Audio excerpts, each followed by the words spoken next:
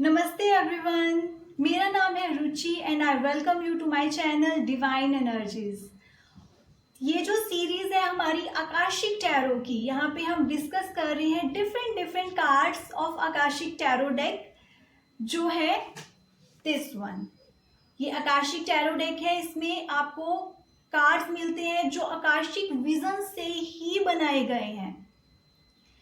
अगर आप ऑलरेडी एक आकाशिक रिकॉर्ड रीडर हो, you will notice, you will see, आप बहुत सारे सीन्स देखते हो, बहुत सारे इमेजेस देखते हो जब आप किसी के आकाशिक रिकॉर्ड्स को एक्सेस करते हो। कई बार हम उन मीनिंग्स को समझ नहीं पाते हैं, उन विजन्स को समझ नहीं पाते हैं, उन सिंबल्स को क्लियरली अंडरस्टैंड नहीं कर पाते हैं। बट ये जो आकाशिक टैरो है, it will help you to understand those things. So हर एक कार्ड का एक बहुत डीपर मीनिंग रहता है जो हम इस सीरीज में डिस्कस कर रहे हैं। So let's start. आज जो हम नेक्स्ट कार्ड डिस्कस करने वाले हैं आकाशिक टैरो का, that is the look out. Can you see this card clearly? Overall जैसे ही हम इस कार्ड को देखते हैं, क्या आता है सबसे पहले आपके माइंड में? There is a fire, intense. जो बैकग्राउंड है स्काई, वो क्लियर नहीं है, क्लैरिटी नहीं है, कंफ्यूजन, कुछ ऐसा जो आपको बहुत ज्यादा कंफ्यूज कर रहा है। पीस नहीं है, एक कंफ्यूजन है और एक जल्दबाजी वाली स्टेट है कि मुझे अब कुछ करना है, व्हाट शुड आई डू। ऐसे लग रहा है कि चीजें सब खराब हो रही हैं। आप देखोगे जब भी किसी की रीडिंग में ये कार्ड आ रहा है, उस पर्सन की लाइफ में या तो ऑलरेडी ऐसी सिचुएशंस चल रही हैं, confusion, lack of clarity, relationship wise, health wise या फिर career wise. It depends on the question of that person. Now इसका जो डीपर मीनिंग अगर हम समझने की कोशिश करें, व्हाट दैट मीन्स, एक पर्सन आप देखोगे जो शिप पे है, वहां पे फायर है, ऑल अराउंड फायर, शिप पे वो फायर लग चुकी है, but that person is trying to understand somewhere. वो देख रहा है अपनी विजन को, आगे फर्दर क्या है, लुक आउट। तो ये कार्ड आपको बताता है what ever the situation is right now, relationship issues हैं या करियर में प्रॉब्लम्स हैं, आपको अभी क्या करना है, अपनी विजन को बहुत क्लियर करना है। अभी आपको एक डिसीजन लेना है, बट वो डिसीजन जो है वो जल्दबाजी में नहीं होना चाहिए। आपको आगे की क्लैरिटी होनी चाहिए। आपको अपनी विजन को इतना क्लियर करना है कि आप 3 स्टेप्स अहेड सोचें कि इसके ये जो डिसीजन मैं लूंगा, इसके बाद आगे मेरे को क्या इसकी आउटकम मिलने वाली है। सो बहुत वाइज डिसीजन, बहुत क्लियर डिसीजन आपको अभी लेना है।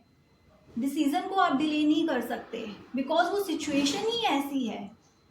There is a fire, destruction का टाइम हो रहा है, कुछ चीजें हैं जो आपकी लाइफ से छूट रही हैं, जा रही हैं। डिसीजन आपको लेना पड़ेगा, बट वाइज डिसीजन होना चाहिए, सोच समझ कर, लॉन्ग टर्म को प्लान करके। जल्दबाजी में कुछ नहीं कि ओके ये हो गया, now I will do this, no. अगर आपके पास एक जॉब जा रही है या एक और अपॉर्चुनिटीज भी हैं, जो भी अपॉर्चुनिटीज आपके सामने हैं, उनको बहुत क्लियरली देखें, समझें। ये चीजें आपको आगे कहाँ लेकर जा सकती हैं, try to understand those things, फिर आपको डिसीजन लेना है। That is the one thing जो इस कार्ड से बहुत क्लियर होता है। सेकेंड थिंग, आप देखोगे ये पर्सन जहाँ पे स्टैंड हो रहा है, देयर इज अ क्रॉस। यहाँ पे क्रॉस है और वुडन क्रॉस इज देयर, और वो बीच में खड़ा है। दैट क्रॉस बोर्ड एक ऐसी सिचुएशन जहां पे डिसीजन आपको लेना ही है, आप उन चीजों को अवॉइड नहीं कर सकते। So what that person is doing, वो पर्सन देखने की कोशिश कर रहा है आगे की विजन, क्लैरिटी चाहिए उसको। Now you can see the sky. कैसा है स्काई का कलर? Orange, intense. फायर की वजह से वो सारी स्मोक से क्लैरिटी नहीं मिल पा रही है। वैसी ही सिचुएशन एक पर्सन की लाइफ में आने वाली है या आ चुकी है। जब आप किसी की रीडिंग करते हो, जब आप डिस्कस करते हो, you will get that clarity. Okay, तो ये जो कार्ड है वो आपको ओवरऑल बता रहा है कि जल्दबाजी नहीं करनी है। लाइफ में अभी प्रॉब्लम्स हैं, that is very clear, but ये आपको एक नई डायरेक्शन में लेकर जाने के लिए आई हैं। Try to understand those things. Now one more very important thing is, if you see this card clearly, अब देखोगे फायर सिर्फ एक ही साइड पे है, only one side there is a fire.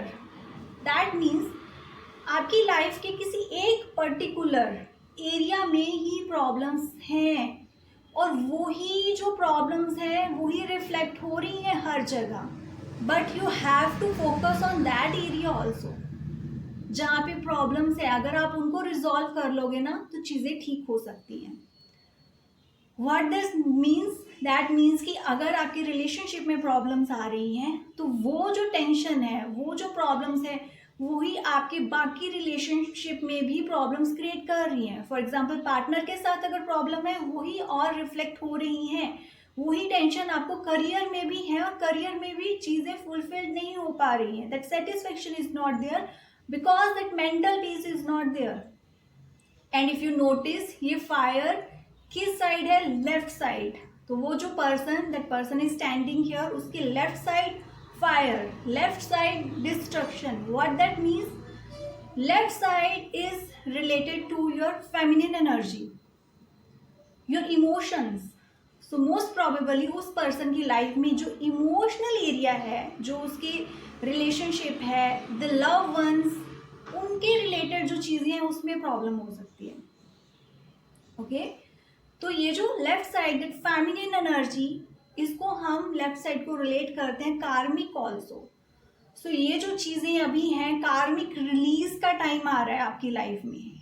You came here with karmas, obviously everybody is here for the same reason, but आप एक बहुत स्ट्रॉन्ग कार्मिक रिलेशन के साथ इस लाइफ में आए हो सकता है कि वो रिलीज हो रहा है, उसका रिलीज का टाइम है। पेनफुल सिचुएशन हो सकती है आपकी लाइफ में, it could be very painful, आप एक्सेप्ट नहीं कर पा रहे हो, but for your betterment, for your next clarity, ये चीज़ें हो रही हैं, प्लीज लेट इट बी।